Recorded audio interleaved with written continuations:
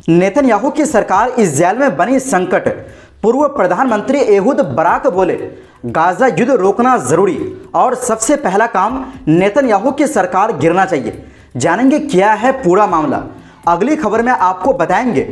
रूस से तेल खरीदा तो अमेरिका भारत पर लगाएगा 500% टैरिफ। डोनाल्ड ट्रंप की पार्टी के नेता की मोदी सरकार को बड़ी धमकी। इसी के साथ तुर्की के इजमिर में भयंकर जंगल की आग, कई इलाके को खाली करने का आदेश, हजारों कर्मचारी आग बुझाने का कर रहा प्रयास। इसी के साथ सर्बिया में एक घटना और हिल गई सरकार। पीएम के इस्तीफे के बाद भी जनता सड़कों पर क्यों है, आप भी जानकर हो जाएंगे हैरान। तो बिना समय गवाए खबरों की शुरुआत करते हैं। दोस्तों, इस्राएल के पूर्व प्रधानमंत्री एहूद बराक ने रविवार को कहा कि मौजूदा प्रधानमंत्री बेंजामिन नेतन्याहू की सरकार को गिराना अब बेहद जरूरी हो गया है। उन्होंने जोर देकर कहा कि गाजा पर जारी युद्ध को तत्काल रोका जाना चाहिए। बराक ने कहा, हमारे इतिहास की सबसे खराब सरकार को गिराने से ज्यादा जरूरी अब कुछ नहीं है। इसी बीच इजरायली अखबार टाइम्स ऑफ इजराइल ने एक अमेरिकी अधिकारी के हवाले से बताया कि वाशिंगटन नेतन्याहू सरकार पर गाजा युद्ध खत्म करने के लिए दबाव बना रहा है। अमेरिका खास तौर पर इजराइल के सामरिक मामलों के मंत्री पर दबाव डाल रहा है। हालांकि इजरायली सरकार युद्ध रोकने के विचार को पूरी तरह खारिज कर रही है, जबकि खुद इजरायली सेना भी कह चुकी है कि अब हमास से युद्ध रोकने और समझौता करने का समय आ गया है। अखबार इजराइल हयोम ने नेतन्याहू के करीबी सूत्रों के हवाले से बताया कि अभी सिर्फ विटकॉफ प्लान के तहत एक डील हो सकती है, जिसके बाद हम फिर से युद्ध के मैदान में लौट सकते हैं। सरकारी अधिकारियों का कहना है कि हमास अब भी हार नहीं मानने वाली स्थिति में है। उनके पास अभी भी वरिष्ठ नेता, प्रशिक्षित लड़ाके और ऑपरेशन चलाने की पूरी क्षमता है। इसके अलावा सरकार ने सेना के इस दावे को भी नकारा कि गिदोन वहील नाम की सैन्य कार्रवाई खत्म होने के कगार पर है। ईरान को लेकर भी एहूद बराक ने चेतावनी दी कि अगर तेहरान के साथ परमाणु मुद्दे पर कोई प्रगति नहीं हुई तो इजराइल एक लंबे समय तक चलने वाले संघर्ष यानी वियर एंड टीयर में फंस जाएगा।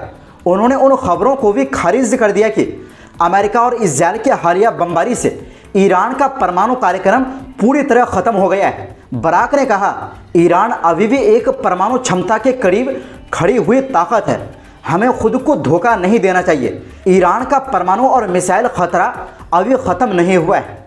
वहीं दूसरी ओर दोस्तों, अमेरिका के सीनेटर लिंडसे ग्राहम ने एक बार फिर भारत को नए टैरिफ लगाने की धमकी दी है। डोनाल्ड ट्रंप की रिपब्लिकन पार्टी के नेता ग्राहम का कहना है कि भारत और चीन ऐसे देश हैं जो लगातार रूस की मदद कर रहे हैं। अगर ये देश ऐसा करने से नहीं रुकते हैं तो फिर इन पर 500% तक टैरिफ लगाया जाएगा। लिंडसे ग्राहम का भारत के खिलाफ इस तरह की भाषा इस्तेमाल करने का ये पहला मामला नहीं है। वो हालिया दिनों में बार बार टैरिफ के नाम पर भारत को धमकाने की कोशिश करते रहे। हालांकि भारत ने ग्राहम के बयानों पर ध्यान न देते हुए अपने पुराने दोस्त रूस के साथ सहयोग जारी रखा है। दरअसल एक इंटरव्यू के दौरान लिंडसे ग्राहम ने कहा, भारत और चीन रूस से 70% तेल खरीद रहे हैं। इससे वो रूस के राष्ट्रपति पुतिन की यूक्रेन के खिलाफ चल रही जंग में मदद कर रहे हैं। इसलिए इन देशों को अमेरिका से आने वाले समय में 500% टैक्स का सामना करना पड़ सकता है। अमेरिकी सेनेटर की ओर से इस तरह की भाषा अमेरिका से भारत के रिश्तों में तनाव पैदा कर सकती है। ग्राहम ने दावा किया कि अमेरिका के राष्ट्रपति डोनाल्ड ट्रंप ने उनको चीन और भारत पर प्रतिबंध लगाने वाला विधेयक यानी सेक्शन बिल तैयार करने को कहा है। उन्होंने कहा कि अब इस कानून पर आगे बढ़ने का समय आ गया है। इस कानून के तहत जो भी देश रूस से व्यापार करता रहेगा उस पर 500% तक टैक्स लगाया जाएगा। इस कानून के निशाने पर खास तौर से भारत और चीन है। लिंडसे ग्राहम ने कहा कि इस कानून को जुलाई में संसद में आगे बढ़ाया जाएगा। उन्होंने साफ कहा कि जिन देशों का रूस से व्यापार जारी रहेगा उनके सामानों पर अमेरिका में 500% तक टैक्स लगाया जाएगा। इसका सीधा मतलब है कि अगर भारत और चीन रूस से तेल खरीद और व्यापार करते रहेंगे तो उन्हें इन टैरिफ का सामना करना पड़ेगा। दरअसल रूस के यूक्रेन के खिलाफ युद्ध छेड़ने के बाद से अमेरिका की कोशिश रूस को आर्थिक रूप से कमजोर करने की रही है। अमेरिका ने लगातार ऐसे देशों पर दबाव बनाने की कोशिश की है जो रूस के साथ व्यापार करते हैं। हालांकि चीन, भारत और ईरान जैसे देशों ने अमेरिका की धमकियों को नजरअंदाज किया है। ऐसे में बीच बीच में अमेरिकी नेता इन देशों पर खींच निकालते रहते हैं। वहीं दूसरी ओर दोस्तों, तुर्की के पश्चिमी प्रांत इज़मिर में लगातार दूसरे दिन जंगलों में आग का कहर जारी है। स्थानीय प्रशासन के मुताबिक आग की गंभीरता को देखते हुए 4 गांवों और 2 मोहल्लों को खाली करवाया गया है। अल जजीरा के मुताबिक तुर्की के वानिकी मंत्री इब्राहिम युमाकली ने सोमवार को बताया कि कुयूजक और डोगानबे इलाकों में तेज हवाओं की वजह से आग और भड़क गई। हवा की रफ्तार रात भर 40 से 50 किलोमीटर प्रति घंटे तक रही।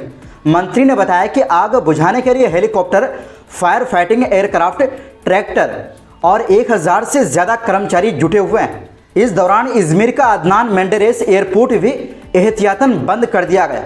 मीडिया रिपोर्ट्स और तस्वीरों में देखा गया कि टीमें पानी से भरे टैंकर और हेलीकॉप्टरों की मदद से आग बुझाने में लगी। वहीं चारों ओर घना धुआं और जली हुई पहाड़ियां दिखाई दे रही।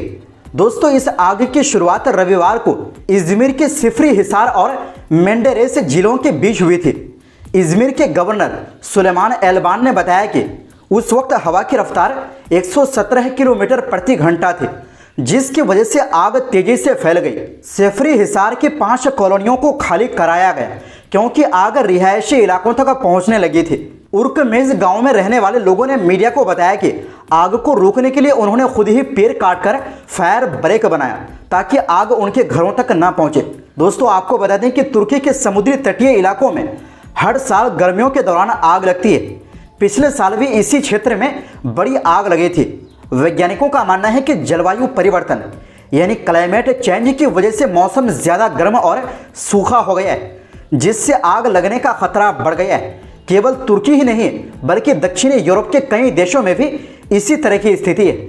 वहीं दूसरी ओर दोस्तों, सर्बिया में राष्ट्रपति अलेक्जेंडर वुचिक के इस्तीफे और तुरंत चुनाव की मांग को लेकर कई शहरों में प्रदर्शन ने एक बार फिर से जोर पकड़ लिया है। रविवार रात से सोमवार सुबह तक हजारों प्रदर्शनकारियों ने राजधानी बेलग्रेड और अन्य शहरों में सड़कें जाम कर दी।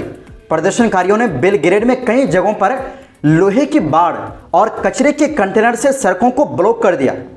सावा नदी पर बने पुल पर भी गाड़ियों की आवाजाही रोक दी गई। नोवी सैड में प्रदर्शनकारियों ने सत्तारूढ़ पॉपुलिस्ट सर्बियाई प्रोग्रेसिव पार्टी के ऑफिस पर अंडे फेंके। इससे पहले भी शनिवार रात बेलग्रेड में लगभग 1,40,000 लोग सड़कों पर उतरे थे। प्रदर्शन के दौरान पुलिस और प्रदर्शनकारियों में झड़प हुई। पुलिस ने आंसू गैस की गोले और साउंड बम दागे और दर्जनों लोगों को गिरफ्तार कर लिया। अब इनकी रिहाई की मांग हो रही है। दरअसल मामला यह है कि सर्बिया में 1 नवंबर 2024 को नोवी सैड रेलवे स्टेशन का शेड गिरने से 16 लोगों की मौत हो गई थी। दिसंबर में सरकार के खिलाफ लोगों का विरोध प्रदर्शन शुरू हुआ था, जो पिछले 7 महीने से जारी है। लोगों का आरोप है कि निर्माण परियोजनाओं में भ्रष्टाचार की वजह से हादसा हुआ। हालांकि इसके बाद इस देश के प्रधानमंत्री इस्तीफा दे दिया था, लेकिन फिर भी लोगों का गुस्सा शांत नहीं है। मतलब सिर्फ 16 लोगों की मौत ने सरकार को हिलाकर रख दिया है। हालांकि दूसरी तरफ राष्ट्रपति का कहना है कि वो विपक्ष के दबाव में नहीं झुकेंगे। तो दोस्तों, फिलहाल के लिए इस रिपोर्ट में बस इतना ही। फिर मिलते हैं एक नई रिपोर्ट्स के साथ।